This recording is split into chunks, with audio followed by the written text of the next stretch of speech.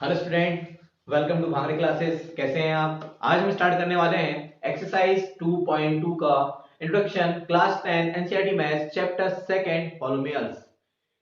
जैसे कि हमने आज हम relationship between zeros and coefficient of a polynomials में रिलेशन देखने वाले हैं। और उसको रिलेशन को देखने से पहले हम पहले ये चेक कर लेते हैं कि जीरोस और कोएफिशिएंट क्या होते हैं। जैसे कि मैंने आपको जीरोस के बारे में बताया है कि जीरोस क्या होता है कि एक्स की वो वैल्यू जिसमें पॉलिनोमियल्स की वैल्यू क्या हो जाए, जीरो हो जाए, उससे क्या होता है, जीरोस ऑफ पॉलिनोमियल्स। ठीक है। अब कोएफिशिएंट क्या होता है? अब कोएफिशिएंट समझाने के लिए जैसे मैंने आपको बता चुका हूं एक्सरसाइज 2.1 के इंट्रोडक्शन में कोएफिशिएंट टर्म्स, फैक्टर क्या होते हैं, पॉलिनोमियल्स क्या होता है। ठीक है ना। तो हम पहले यहाँ पे कोएफिशिएंट को एक बार और समझ लेते हैं, जिसमें तीन केस हमें जो देखना है, लीनियर पॉलिनोमियल्स, क्वाड्रेटिक पॉलिनोमियल्स और क्यूबिक पॉलिनोमियल्स। तो उस कंडीशन में हम देख लेते हैं उसमें कि कोएफिशिएंट क्या क्या हो सकते हैं और कांस्टेंट टर्म क्या हो सकते हैं। ठीक है ना। तो हम देखने वाले हैं तीन केस। पहला ax plus b, linear polynomials, quadratic polynomials और क्यूबिक पॉलिनोमियल्स। ये तीन केस देखेंगे हम, और इन्हीं में जीरोस और कोएफिशिएंट के बीच हम रिलेशन देखेंगे। ठीक है। तो सबसे पहले इसमें बात करते हैं कि इसमें कोएफिशिएंट और कांस्टेंट टर्म क्या है, क्या होती है। तो पहले से हमको ये ध्यान रखना है कि वेरिएबल के साथ जो भी इनटू में होगा वो उस वेरिएबल का क्या होगा, कोएफिशिएंट होगा। जैसे कि अगर मैं इस लीनियर पॉलिनोमियल्स की बात करूं तो यहां पर वेरिएबल x है और x का इनटू में कौन है, a है। तो यहाँ पे a जो होगा इस वेरिएबल मतलब इस x का कोएफिशिएंट होगा। ठीक है ना। a इस x का क्या होगा, कोएफिशिएंट होगा। और जिसके साथ वेरिएबल नहीं होते, जिस कांस्टेंट टर्म के साथ या जिसमें वेरिएबल नहीं होता उसे हम कांस्टेंट टर्म कहते हैं। ठीक है ना। तो देखिए यहाँ पे वेरिएबल दिख रहा है कि आपको, तो नहीं दिख रहा, ये सिर्फ सिंगल अकेला दिख रहा है, इसलिए क्या बोला जाता है, इसे कांस्टेंट टर्म। ठीक है ना। तो यहाँ पे अगर इससे मैं अगर क्वाड्रेटिक पॉलिनोमियल्स की बात करूंगा, अगर मैंने आपसे पूछा कि x इसका कोएफिशिएंट क्या होगा, तो आप बोलेंगे a, x का कोएफिशिएंट क्या होगा b, और c क्या होगा यहाँ पे, कांस्टेंट टर्म। x क्यूब का कोएफिशिएंट क्या होगा a, x इसका कोएफिशिएंट क्या होगा b, और x का कोएफिशिएंट क्या होगा c, और d क्या हो जाएगा यहाँ पे, कांस्टेंट टर्म। ठीक है ना। तो चलिए स्टार्ट करते हैं। पहले लीनियर पॉलिनोमियल क्या होता है।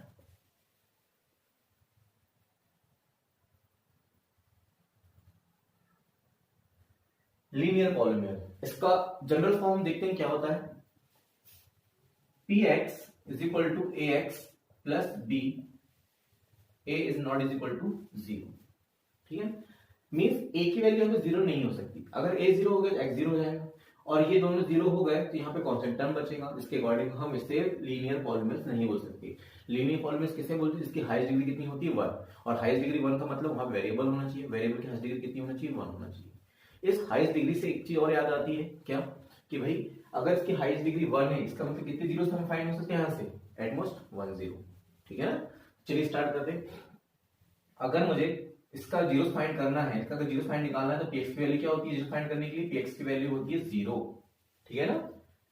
ax प्लस b, यहां से अगर मैं x की वैल्यू फाइंड करना चाहूंगा तो प्लस b क्या करना पड़ेगा मुझे, ट्रांसफर, प्लस b रख के कन्वर्ट हो जाएगा minus b, is equal to क्या आ जाएगा यहाँ पे ax। अब यहां से x की वैल्यू फाइंड करेंगे तो a कहां चला जाएगा, इसके अपॉन में, तो x इज इक्वल टू हो जाएगा माइनस b अपॉन a। ठीक है ना। तो यही रिलेशन है जीरोस और कोएफिशिएंट। ठीक है ना। तो यहां पर हम इसे क्या लिख सकते हैं, zeros of px is equal to minus B upon A, जिसे और क्या लिखा जा सकता है, माइनस बी का मतलब क्या है यहाँ पे, देखिए बी का मतलब क्या बताया, कांस्टेंट टर्म, कांस्टेंट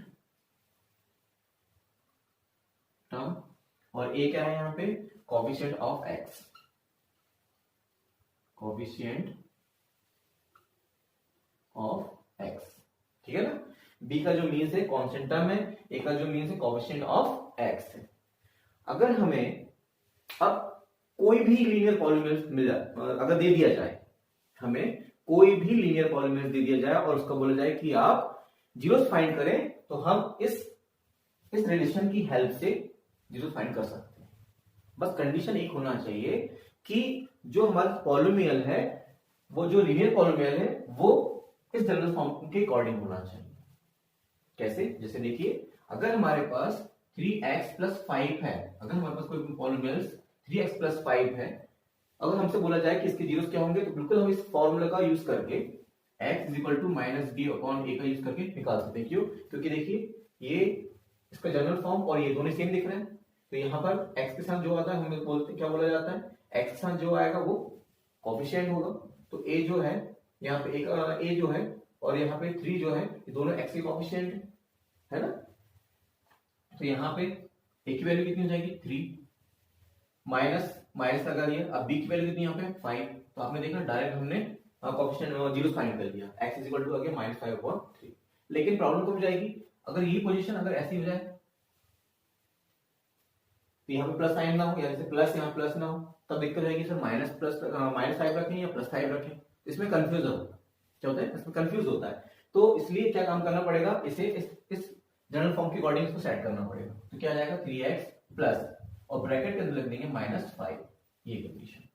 तो यहाँ पर a की वैल्यू कितनी हो जाएगी, अब a की वैल्यू हो जाएगी 3 और b की जो वैल्यू होगी वो पूरी -5 होगी। तो इसके अकॉर्डिंग जीरोस क्या हो जाएगा, x is equal to minus B upon A is equal to -1 पहले से अवेलेबल है, b की वैल्यू क्या है हमारे पास -5, तो ब्रैकेट के अंदर -5 और a की वैल्यू कितनी आ जाएगी 3 माइनस माइनस प्लस 5 अपॉन 3, भी आंसर हो जाएगा। ठीक है, तो जब भी अगर हमें कोई भी लीनियर पॉलिनोमियल हमें गिवन हो, तो हम इससे डायरेक्ट इस फॉर्मूले की हेल्प से डायरेक्ट क्या कर सकते हैं, जीरोस फाइंड कर सकते हैं। ठीक है, अब हम देखते हैं क्वाड्रेटिक पॉलिनोमियल्स। इसका जनरल फॉर्म क्या होता है, px is equal to ax square plus bx plus c, a is not is equal to 0। ठीक है, तो क्वाड्रेटिक पॉलिनोमियल्स क्यों कहा जाता है, क्योंकि इसकी हाईएस्ट डिग्री कितनी है 2 है, इसकी हाईएस्ट डिग्री 2 होती है, इससे क्या बोला जाता है क्वाड्रेटिक पॉलिनोमियल। और हाईएस्ट डिग्री 2 के अकॉर्डिंग कितने जीरोस फाइंड हो सकते हैं, 2 जीरोस। ठीक है, तो क्या हमें वो 2 जीरोस पता है कि क्या होंगे, हमें जो जीरोस फाइंड करना वो हमें नहीं पता है। तो जो इसके जीरोस हमें नहीं पता है, तो हम सपोज कर लेंगे कि इसके जीरोस अल्फा और बीटा होंगे। क्या होंगे, अल्फा और बीटा। तो सपोज कर लिया जाएगा कि let alpha and beta are 2 zeros of px, मतलब इस फॉर्मूले में कितने जीरोस आएंगे, 2 जीरो। ठीक है ना। अब इसे में हमें रिलेशन बताना कोफिशिएंट और जीरोस में, उसे हम प्रूव करके बताएंगे। ठीक है ना, उसके लिए मैं पहले एक एग्जांपल लेता हूं, एग्जांपल क्वाड्रेटिक पॉलिनोमियल्स का। जैसे कि हमने 9th क्लास में फैक्टराइज सीखा था, फैक्टराइज में हम जब करते थे तो वहां पे हम फैक्टर करके फैक्टर फाइंड करते थे पॉलिनोमियल्स का, आपने देखा होगा एक्सरसाइज 2.4 में हमने किया करते थे। ठीक है ना, तो हमें फैक्टराइज करने को बोला जाता था क्वाड्रेटिक पॉलिनोमियल्स का, और उससे हम क्या फाइंड करते थे, फैक्टर फाइंड करते थे। हमें आज भी वही करना है।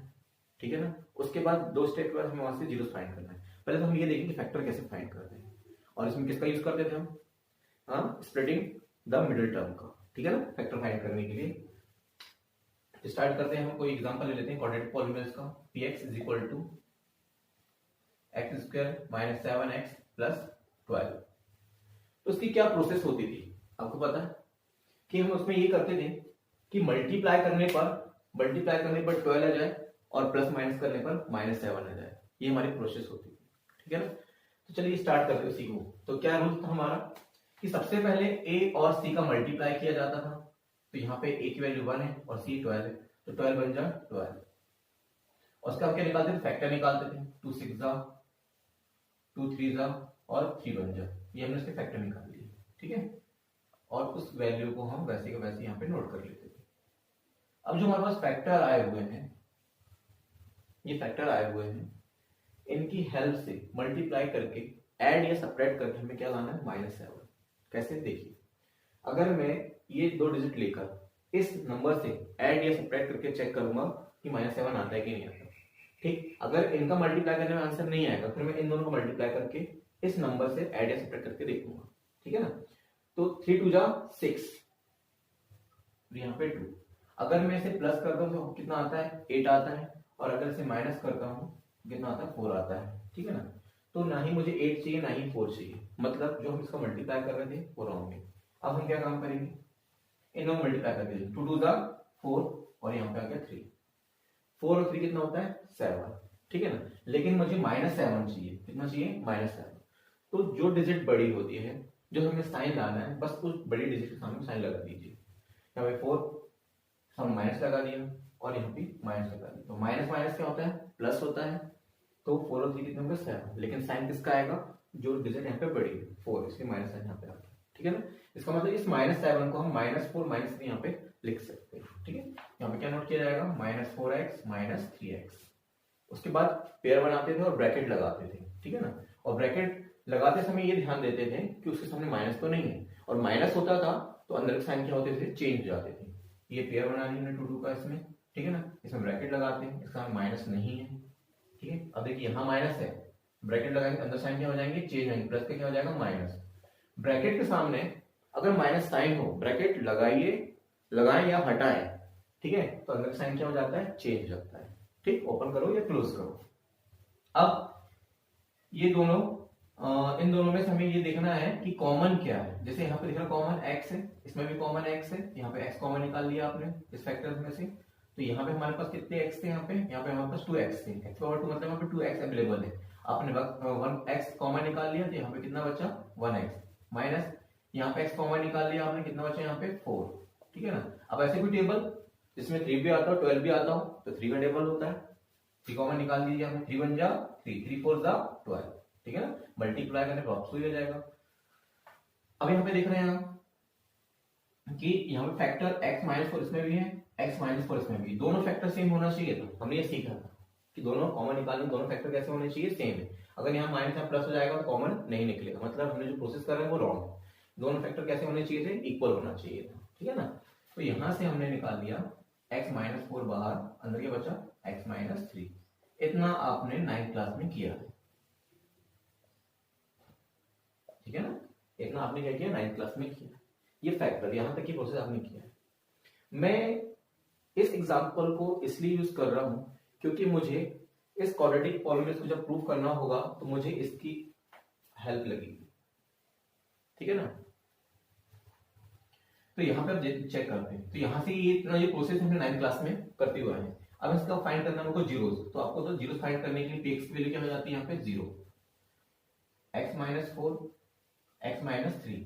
तो इस फैक्टर सॉरी इस फैक्टर की इक्वल 0 लेंगे और इस फैक्टर की इक्वल 0 लेंगे। तो x -4 इज इक्वल टू 0 और x -3 इज इक्वल टू 0, ठीक है ना। ये फैक्टर की इक्वल 0 ले लिया हमने क्योंकि इसकी जीरोस फाइंड करना है, ठीक है। अब -4 इधर आके क्या हो जाएगा, कन्वर्ट हो जाके क्या हो जाएगा +4। अब ये फैक्टर है, याद रखिएगा ये क्या है, फैक्टर है, और जो निकल के जो आ रहा है इसको क्या बोलते हैं, जीरोस। क्या बोलते हैं इसको, जीरोस बोलते हैं, है ना। -3 कन्वर्ट होके क्या हो जाएगा इधर आके +3। तो अब ध्यान से ये चीज समझिए, और ये हमें इस चीज में ज्यादा फोकस करना है क्योंकि इसी चीज को हमें हमारे इसमें यूज करना है, इस पॉलिनोमियल में हमें यूज करना है, समझिएगा। देखिए ये जो निकल के आए हैं इन्हें हम जीरोस बोल रहे हैं, क्या बोला जा रहा है इनको, जीरोस। तो x इज इक्वल टू +4 और x is equal to +3, zeros क्या है। अगर इन जीरोस को उठाकर इस पॉलिनोमियल में रखा जाए तो px की वैल्यू क्या निकल जाएगी, 0 निकल जाएगी, इसलिए इसे क्या बोला जाता है, जीरोस ऑफ पॉलिनोमियल, ठीक है ना। तब समझिए जरा कि x इज इक्वल टू 4 और x इज इक्वल टू 3, ये इसके क्या है, जीरोस। अगर मैं आपसे ये बोलूं कि अगर हमारे पास x is equal to 3 given है और x is equal to 4 given है, मुझे इन जीरोस से फैक्टर बनाना है। क्या बनाना है, फैक्टर बनाना है। तो आप क्या काम करेंगे, प्रोसीड प्रोसेस, +4 जाके क्या हो जाएगा -4, +3 जाके क्या हो जाएगा -3। इसका ये काम करेंगे, उसका ये स्टेप पहुंचे। जैसे आप ये स्टेप से ये स्टेप, ये स्टेप से ये स्टेप, ये स्टेप से ये स्टेप आए हैं, अगर मैं वापस अगर आपको फैक्टर बनाने के लिए बोलूं तो आप फिर से जीरो से इसमें यहाँ पे ये आ जाएंगे इक्वल 0 के, फिर से फैक्टर में आ जाएंगे, फिर ये स्टेप ऐसे चलेंगे, ठीक है ना। तो वही कंडीशन लिखिए, ये हमारे पास 2 जीरोस अवेलेबल है, इसको फैक्टर बनाना तो क्या लिखेंगे, प्लस में है तो x -3 और x -4, ये फैक्टर बन जाएंगे, ये बनेंगे सेम, देख लीजिए x -4 x -3 बनेंगे। इसी की हमको हेल्प चाहिए, ठीक है ना, इसी का हमको यूज करना है क्योंकि कि आपको इनको ये बताना है इसमें कि माइनस कैसे आता है और प्लस कैसे। सपोज करिए अगर यहाँ पे माइनस साइन होता दोनों में, x equal to -4 x equal to -3 होता तो फैक्टर क्या आता है हमारे पास, -3 कन्वर्ट होकर +3, माइनस कन्वर्ट होकर +4 आते। कब प्लस साइन कब आता? जब यहाँ पर माइनस लगा होता, तब फैक्टर क्या आते हैं हमारे पास? x + 3 x + 4। लेकिन अभी हमारे पास यहाँ पे प्लस नहीं है, सॉरी माइनस नहीं है, क्या है यहाँ पे प्लस है, तो कन्वर्ट हो क्या होंगे यहाँ फैक्टर माइनस में, ये फैक्टर है। इतना क्लियर हो? ठीक है ना, कि कैसे अगर फैक्टर प्लस में होते हैं तो अगर सॉरी जीरोस अगर प्लस में होंगे तो फैक्टर माइनस में आएगा, जीरोस अगर प्लस में होंगे तो फैक्टर माइनस में आएगा, अगर जीरोस माइनस में होंगे तो फैक्टर प्लस में आएगा। इतना क्लियर हुआ? एक चीज और, ये फैक्टर के सामने जो कांस्टेंट टर्म है ये भी इसका फैक्टर है, तो यहाँ पे वन सपोज किया जा सकता है। जैसे कोई और फैक्टर की अगर मैं बात करूं, जैसे यहाँ पे 3x + 9 x + 1, ये भी 2 फैक्टर है। लेकिन इस फैक्टर की तरफ फोकस किया जाए तो आप यहाँ देख रहे हैं यहाँ 3 और कॉमन निकल सकता है, 3। जैसे 3 बाहर निकाल लेंगे क्या जाएगा? 3 × 1 = 3, 3 × 3 = 9, तो ये 3 यहाँ पे फैक्टर में आ गया, यहाँ पे x + 3 x + 1 के बाद 3 क्या आ गया? यहाँ पे फैक्टर की फॉर्म में आ गया। क्लियर है? और देखिए एग्जांपल, अगर हमारे पास लिखा है 5x + 25 x + 2 लिखा हुआ है, तो आप देख रहे हैं यहाँ से 5 और कॉमन निकल सकता है, क्या जाएगा? 5 × 1 = 5, 5 × 5 = 25 और x + 2, तो यहाँ पे 5 क्या आ गया? 5 क्या आ गया यहाँ पे? ये भी कांस्टेंट टर्म्स के फैक्टर में आ गया। और मान लो जिसमें नहीं है, जिसमें नहीं होता, तो वहां 1 तो सपोज किया जा सकता है ना। अब मैं ऐसा क्यों बता रहा हूँ? मैं आपको इसलिए बता रहा हूं कि जब फैक्टर निकलने की पोजीशन में आएगा तो जरूरी नहीं है कि फैक्टर हमारे पास इस पोजीशन में आए, इस पोजीशन में हम कॉमन निकाल के भी इस फॉर्म में भी आ सकता है।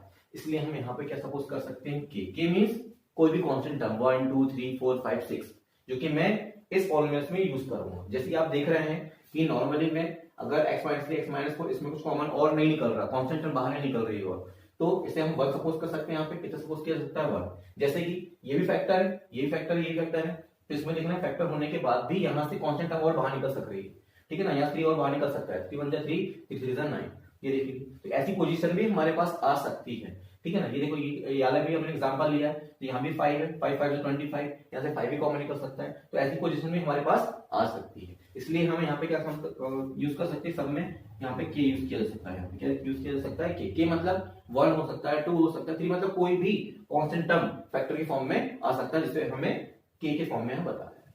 क्लियर हुआ? इतना समझ में आ गया आपको? बस आपको ये ध्यान रखना है ये कंडीशन को, कि कैसे हमारे पास जीरोस अगर प्लस में आते तो फैक्टर माइनस में आते, बस इसी का हमें यूज करना है, ठीक है ना।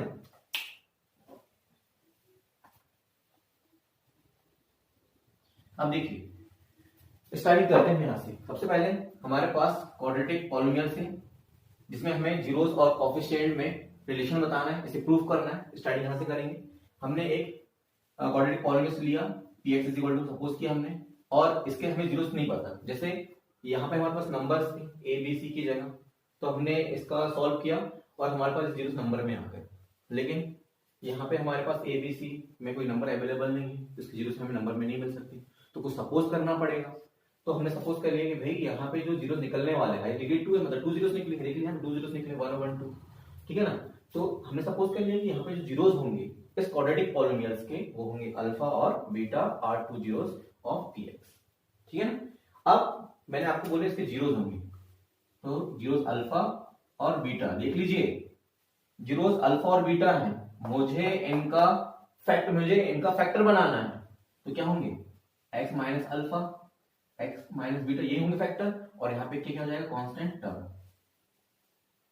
ठीक है। अब आपको ये लगेगा सर यहाँ पे माइनस क्यों आया, प्लस क्यों नहीं आया? उसका रीजन मैंने आपको बता दिया। अगर हमारे पास जीरोस प्लस में होते, अगर हमारे पास जीरोस प्लस में होते तो फैक्टर काय में आता है? माइनस में आता है। और अगर हमारे पास जीरोस यहाँ पे माइनस में होते हैं तो फैक्टर काय में आता है? प्लस में आता है। तो आपके पास जीरोस कहां पे? ये दोनों जीरो जो हमने सपोज किया ये प्लस में है ना, तो इनका जो फैक्टर बनेगा वो काय में होगा? माइनस। बस यही, बस इस इतनी सी बात को बताने के लिए मुझे इतना काम करना पड़ा, ठीक है ना, कि यहाँ पे के क्या होता है और इसमें माइनस में ही क्यों लिया जा रहा है, प्लस में क्यों नहीं लिया जा रहा। क्लियर हो गया आपको? ठीक, अब इसे सॉल्व करते हैं।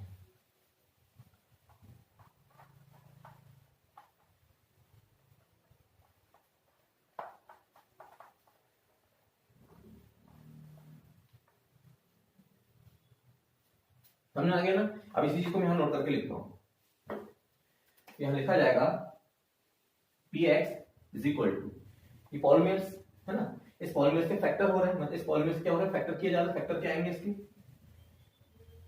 x minus alpha x minus beta, ये फैक्टर निकल के आए किसके, पॉलिनोमियल्स बोले तो px, ये इसका नोट कर लेंगे, ax square plus bx plus c, इस पॉलिनोमियल्स के फैक्टर निकल के, जैसे हमने ये पॉलिनोमियल्स लिया था यहाँ पे, उसके फैक्टर निकल के आए हैं यहाँ पे, जैसे हमने लिया था पॉलिनोमियल्स, उसके फैक्टर निकल के आए x माइनस 3 x माइनस 4, ठीक है, क्या था x square minus 7x plus 12, इसके फैक्टर निकल के आए x माइनस 4 और x प्लस 3, ये फैक्टर निकल के आए ना। वैसे ही ये पॉलिनोमियल्स हमने लिया और उसके फैक्टर निकल के ये आए, यहाँ पे कुछ नहीं था, 1 सपोज कर लेंगे, 1 यहाँ पे क्या आ रहा है, ठीक है ना। अगर आपको कोई भी डाउट हो, अगर समझ में ना आए तो अपने डाउट को मुझे कमेंट्स बॉक्स में कमेंट्स करके अपने डाउट को आप पूछ सकते हैं, ठीक है। मैं पूरी कोशिश कर रहा हूँ कि आपको एक एक स्टेप क्लियर हो, अगर कोई स्टेप आपको डाउट जा रहा है तो मुझे कमेंट्स करके अपने डाउट को क्लियर कर सकते हैं, ठीक है स्टूडेंट। तो अब यहाँ समझते हैं, ये क्वाड्रेटिक पॉलिनोमियल्स था, इसका ये फैक्टर निकला था जैसे कि हम 9th क्लास में किए, तो ये क्वाड्रेटिक पॉलिनोमियल्स है, इसके फैक्टर निकल के ये आ रहे हैं, और के हम पता है क्या है, कांस्टेंट टर्म है, 1 2 3 हमने देखा भी कैसा हो सकता है, ठीक है।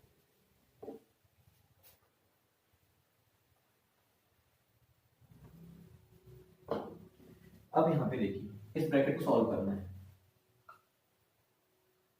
ध्यान समझिएगा इससे जरा, x का मल्टीप्लाई x में करेंगे तो जाएगा x स्क्वायर, x का सॉरी अल्फा का मल्टीप्लाई करेंगे, सॉरी माइनस अल्फा का मल्टीप्लाई x में करेंगे तो जाएगा माइनस अल्फा x, x का मल्टीप्लाई माइनस बीटा में करेंगे तो माइनस बीटा x, अल्फा का मल्टीप्लाई बीटा में करेंगे तो minus minus plus alpha beta. इस ब्रैकेट को सॉल्व कर रहे हैं तो ये आया, ठीक। अब आप देख रहे हैं यहाँ पे कि इस पोजीशन पे देख रहे हैं कि यहाँ भी x है, यहाँ भी x है, और x कॉमन निकालेंगे तो ब्रैकेट लगेगा, और आप देख रहे हैं यहाँ साइन है, यहाँ पे माइनस साइन है, और ब्रैकेट मैंने बताया ब्रैकेट ओपन करें या क्लोज करें, अगर माइनस साइन अगर सामने होगा उस ब्रैकेट के अंदर के साइन क्या हो जाएंगे, चेंज हो जाएंगे, ठीक है। तो देखिए इसे क्या करने वाले हैं, ax स्क्वायर प्लस bx, ये क्वाड्रेटिक पॉलिनोमियल्स है ना, इसकी equal x square minus alpha plus beta, मैंने यहां से x कॉमन निकाल लिया तो यहां बचा अल्फा बीटा। इस फॉर्म को थोड़ा सा आपको ध्यान रखना है, ठीक है, ये आइडेंटिटी को थोड़ा आपको ध्यान रखना है। ये आइडेंटिटी हमारे काम कब आएगी, जब हमसे ये बोला जाएगा कि आपको सम ऑफ जीरोस और प्रोडक्ट ऑफ जीरोस, मतलब अल्फा प्लस बीटा और अल्फा इंटू बीटा की वैल्यू गिवन होगी।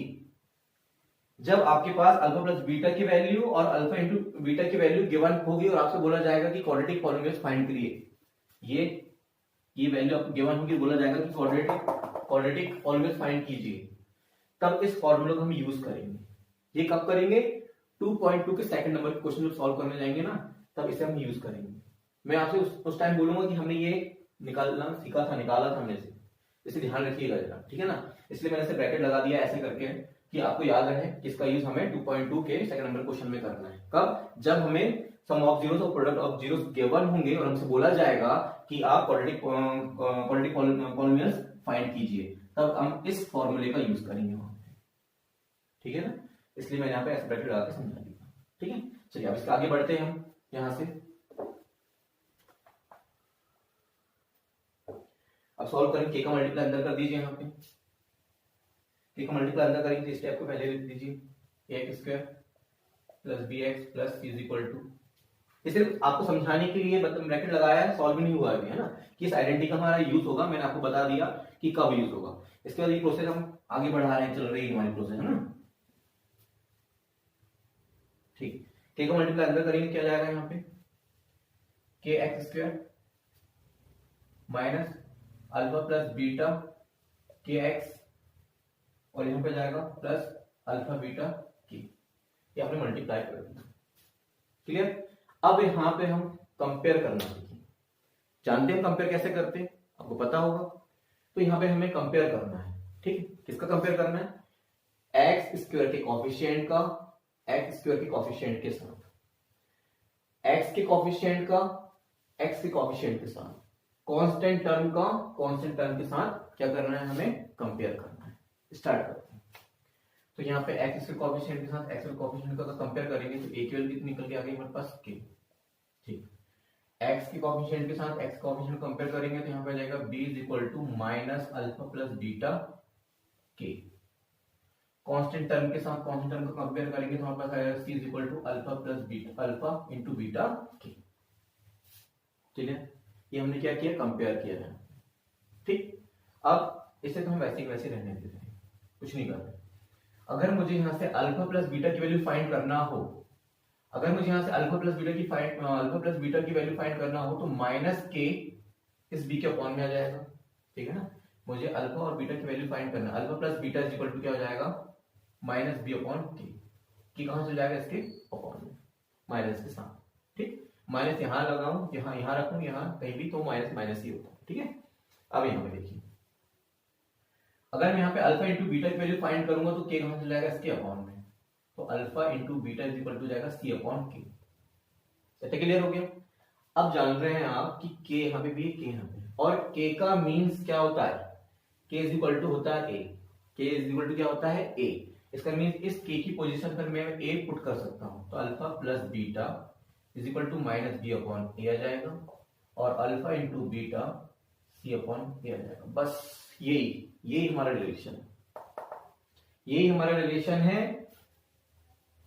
इसी का हमें क्वाड्रेटिक पॉलिनोमियल्स में यूज करना है। जब भी हमसे ये कहा जाएगा कि जीरोस और कोएफिशिएंट में रिलेशन फाइंड कीजिए, तो हमें इन्हीं का यूज करना है, इन दोनों का ही यूज करना है। इन्हें क्या बोला जाता है, सम ऑफ जीरोस और प्रोडक्ट ऑफ जीरोस। जैसे कि मैं अभी बात कर रहा था इसमें कि हमें सम ऑफ जीरोस और प्रोडक्ट ऑफ जीरोस गिवन होगा तो क्वाड्रेटिक पॉलिनोमियल्स हम फाइंड कर सकते हैं। ठीक है ना, तो अगर हमें ये कंडीशन का यूज करना है, जब भी क्वाड्रेटिक पॉलिनोमियल्स की बात की जाएगी और वहां बोला जाएगा कि जीरोस और कोएफिशिएंट में क्या रिलेशन होता है, तो हमें बताना है कि sum of zeros minus B upon A होता है और product of zeros C upon A होता है। ये हमारा फॉर्मूला है। ठीक है, इसे क्या लिखेंगे, सम ऑफ जीरोस। ठीक है, माइनस बी का मीन्स क्या है, बी क्या है हमारे पास, बी जो है वो x का कोफिशिएंट है। बी जो है किसका कोफिशिएंट है, x का। क्या क्या बताया जाएगा, तो माइनस माइनस आ गया, बी कोफिशिएंट किसका, x का। क्या लिखा जाएगा, कोफिशिएंट ऑफ x। ए का मीन्स क्या है, ए मतलब क्या है, ए क्या है, ए जो है वो x स्क्वायर का कोफिशिएंट है। ठीक है ना, बी का मीन्स समझ में आ गया आपको, बी जो है वो x का कोफिशिएंट है और ए जो है वो x स्क्वायर का कोफिशिएंट है।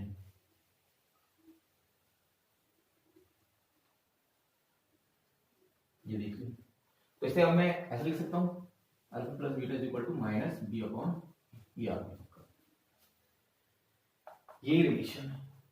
ठीक है ना, जीरोस और कोएफिशिएंट में, ये जीरोस और ये कोएफिशिएंट। ठीक, सेकंड नंबर क्या बोला जाता है, product of zeros. Product of zeros क्या होता है, सी क्या है यहां पे, सी क्या है हमें, कांस्टेंट टर्म है ना।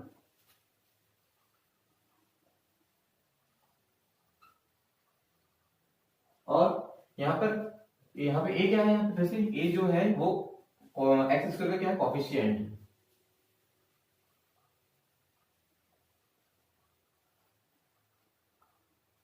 जी ठीक, तो आप यहां पे सी और ए का मीन समझ गए क्या है। अब यहां पे वही नोट करके लिखना है, alpha into beta is equal to क्या होता है, सी अपॉन ए।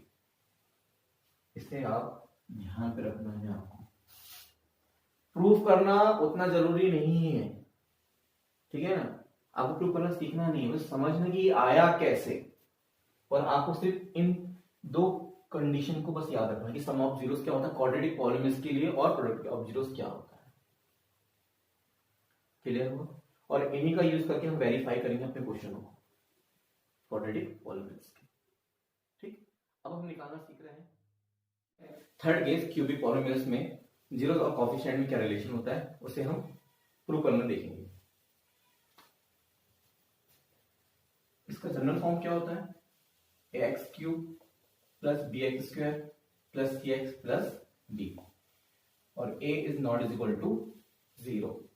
ठीक है, अब मैंने आपको निकालने में बता दिया कि हाईएस्ट डिग्री अगर 3 है तो इसमें कितने जीरोस होंगे, 3 जीरोस होंगे। X is equal to alpha, X is equal to beta, और यहाँ पे इसको सपोज कर लेंगे गामा, अल्फा बीटा और गामा। तो सपोज कर लेंगे let alpha beta and gamma are 3 zeros of P X. हमने सपोज कर लिया कि अल्फा बीटा गामा इस क्वाड्रेटिक इस क्यूबिक पॉलीमर्स के क्या है, जीरोस है। तो ऐसे आएंगे अल्फा बीटा और गामा। ठीक, तो अब इनको फैक्टर बनाना वही प्रोसेस हमारी। तो क्या जाएंगे यहाँ पे, इसमें मैं लिखूंगा ये X cube plus B X square plus C X plus D is equal to हो जाएगा के X minus alpha, X minus beta और एक्स माइनस गामा। ये आपका फॉर्मूला है। ठीक है, अब इसका फिर से इसका फैक्टराइजेशन करेंगे। ठीक है, हाँ सॉरी फैक्टराइजेशन करेंगे बोल रहा हूं मैं, इसका मल्टीप्लाई करेंगे इसका X cube plus B X square plus C X plus D. इसका हमने मल्टीप्लाई किया तो हमारे पास क्या आंसर आया था, यहाँ पे आया था x square minus alpha plus beta x plus alpha beta, ये आया था। ठीक है ना, और यहाँ पे इसको मल्टीप्लाई करना है एक्स माइनस गामा से। ठीक, अब इसका मल्टीप्लाई अंदर कर दीजिए, X cube plus B X square plus C X plus D. चलिए इसको मल्टीप्लाई करते हैं, एक्स को मल्टीप्लाई करेंगे इसमें आ जाएगा एक्स क्यूब, एक्स का मल्टीप्लिकेशन करेंगे तो जाएगा अल्फा प्लस बीटा। यार एक काम करते हैं ना, डायरेक्ट मल्टीप्लाई कर लेते हैं, वही सही रहेगा। फिर तो नहीं करते, मल्टीप्लाई तो करना ही है।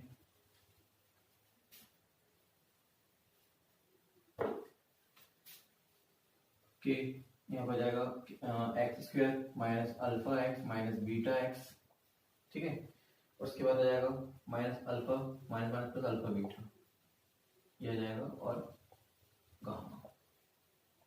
ठीक, अब एक्स मल्टीप्लेक्स में करेंगे तो X cube minus alpha X square minus beta X square plus alpha beta X. अब गामा मल्टीप्लाई करेंगे इसमें तो minus gamma X square minus minus plus alpha gamma X minus minus plus beta gamma X, फिर plus plus minus minus alpha beta और gamma, solve करने में आगे। ठीक है, इसके बाद एक्स स्क्वायर के टर्म को अलग रख लेंगे, एक्स क्यूब के टर्म को अलग कर लेंगे, एक्स के टर्म को अलग कर लेंगे और कांस्टेंट टर्म को अलग कर लेंगे। यहाँ पे है ना, कॉमन निकाल लेंगे तो जाएगा यहाँ पे X cube plus B X square plus C X, यहाँ पे जाएगा के एक्स क्यूब, ये एक्स स्क्वायर ये एक्स स्क्वायर ये एक्स स्क्वायर। ठीक है ना, यहाँ पे एक्स से कॉमन निकाल दिया जाएगा, यहाँ बचेगा alpha plus beta plus gamma X square. ठीक, साइन चेंज होगा क्योंकि माइनस साइन ब्रैकेट का साइन क्या हो जाएगा चेंज। अब प्लस, अब हमें क्या निकालना है यहाँ से, और बीटा गामा हो गया। अब हमें एक्स कॉमन निकालना है ना, तो यहाँ पे देखिए यहाँ पे ये एक्स है, यहाँ पे एक्स है, ये एक्स है और ये एक्स है। इन सब में एक्स कॉमन निकालेंगे तो हो जाएगा alpha beta plus beta gamma plus gamma alpha, यहाँ से एक्स कॉमन निकल जाएगा तीनों से, और लास्ट में बच जाएगा माइनस अल्फा बीटा और गामा। ठीक, अब हम करेंगे कंपेयर। क्या करेंगे, कंपेयर करेंगे, जैसे कि हम अभी कर रहे थे। किसका मल्टीप्लाई कर दें, के का क्या कर दें मल्टीप्लाई, तो यहीं से मैं मल्टीप्लाई कर दे रहा हूँ डायरेक्ट अंदर। ठीक है ना, तो ये कितना हो जाएगा, यहाँ पे जाएगा के, इसमें भी जाएगा के, और इसमें भी जाएगा के एक्स, और इसमें भी लग जाएगा यहाँ पे के। मैंने के का क्या कर दिया, अंदर मल्टीप्लाई कर दिया इसमें। ठीक है, अब कंपेयर कर लेते हैं। एक्स क्यूब का एक्स क्यूब कंपेयर करेंगे तो ए इक्वल टू कितना जाएगा के, ए इक्वल टू आ गया के। ठीक है ना, एक्स स्क्वायर का एक्स को कंपेयर करेंगे क्या आएगा, alpha plus beta plus gamma के, बी इक्वल टू जाएगा alpha plus beta plus gamma के। अब कांस्टेंट टर्म ठीक है ना। सॉरी, अब यहाँ पे करेंगे एक्स वाला, एक्स का एक्स से कंपेयर करेंगे तो जाएगा alpha beta, beta gamma, gamma alpha, alpha beta, beta gamma और गामा अल्फा, ये आ जाएगा के। ठीक है, और डी कांस्टेंट टर्म, डी का निकल क्या जाएगा हमारे पास, डी इक्वल टू हो जाएगा minus alpha beta gamma, minus alpha, sorry यहाँ भी माइनस था ना, सॉरी यहाँ पे माइनस था, B is equal to minus beta gamma, ये हमने कंपेयर कर लिया। ठीक, अब वही चीज जो हमें करते हुए आ रहे थे, अगर यहाँ पे हम अल्फा बीटा गामा की वैल्यू निकालेंगे तो ये कहाँ जाएगा, इसके अपॉन में। First alpha plus beta plus gamma की वैल्यू निकालेंगे, बीटा प्लस गामा, तो ये कहाँ जाएगा, इसके अपॉन में, माइनस बी अपॉन के, पहली condition. Second condition, alpha beta plus beta gamma plus gamma alpha की वैल्यू फाइंड करेंगे तो कहाँ जाएगा, इसके अपॉन में, अल्फा बीटा, बीटा गामा और gamma alpha is equal to क्या जाएगा, यहाँ पे जाएगा सी अपॉन के। ठीक, थर्ड कंडीशन, यहाँ पे के है, अल्फा बीटा की वैल्यू, अल्फा बीटा गामा की वैल्यू निकालें तो माइनस के कहाँ जाएगा, इसके अपॉन में, अल्फा बीटा और गामा, ये जाएगा माइनस डी अपॉन के। ये देखिए ये रिलेशन हमारे फाइंड होगा। ठीक है, ठीक है ना। तो ये हमारे पास रिलेशन है जिनका हमें यूज करना है, और यहाँ पे ये भी लिख सकते हैं कि माइनस बी क्या है, ये बता सकते हैं आप कि माइनस बी का मीन्स क्या है। यहाँ पे बी का जो मीन्स है वो एक्स स्क्वायर का कॉफिशिएंट, यहाँ लिख देंगे हम कॉफिशिएंट ऑफ एक्स स्क्वायर। ठीक, सॉरी एक चीज और, के का मीन्स क्या होता है, के मतलब क्या होता है, के मीन्स ए होता है ना, तो यहाँ पे के की पोजीशन में हमें यहाँ पे ए नोट कर दिया, यहाँ पे ए आ जाएगा, के का मीन्स ए होता है तो के की पोजीशन पे ए आ जाएगा, और यहाँ पे क्या आ जाएगा ए, यहाँ पर जगह नहीं है तो हमें यहाँ पे डायरेक्ट यहाँ पे नोट कर दिया, समझ जाएंगे ना इससे कि के की पोजीशन में हमें क्या नोट करना है, वहाँ पे क्या लिखना है, पुट करना है, ए पुट करना है, तो हमने सब जगह ए पुट कर लिया। ठीक है, तो बी का मतलब क्या हुआ, कोएफिशिएंट ऑफ एक्स स्क्वायर, और ए क्या है हमारे पास, ए जो है वो coefficient of X cube, coefficient of X cube. ठीक है ना, सी क्या है यहाँ पे, कोएफिशिएंट ऑफ एक्स, सी जो है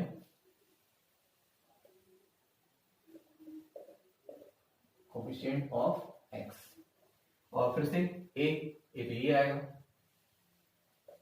coefficient of X cube, minus D क्या है यहाँ पे, डी हमारे पास D constant term, constant term, और ए क्या है फिर से कोएफिशिएंट ऑफ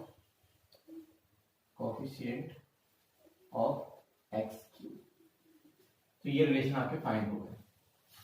क्यूबिक की बात किया जाएगा तो आपके पास ये तीन केस आएंगे, इनकी हेल्प से आप जीरोस और कोएफिशिएंट में रिलेशन फाइंड कर सकते हैं। तो हमने यहाँ पे प्रूव कर दिया। ठीक है, तो आई होप आपको वीडियो समझ में आया होगा, प्रूव करना समझ में आया होगा। अगर कोई स्टेप में आपको कोई डाउट हो, अगर ना समझ में आए तो मुझे कमेंट्स करके अपने डाउट्स को आप पूछ सकते हैं। ठीक है स्टूडेंट, अब हम इनसे रिलेटेड कुछ एग्जांपल करेंगे और फिर एक्सरसाइज करेंगे। ठीक है स्टूडेंट, ओके, थैंक यू।